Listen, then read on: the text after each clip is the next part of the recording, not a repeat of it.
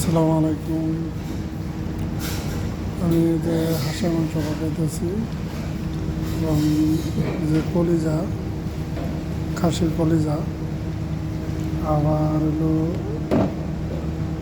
করল্লা ভাজি তো খানা বানাইতেছি দেখেন। আর এনো খেপসার চাউল দিয়ে খেপসা বানানো হইতেছে দেখেন।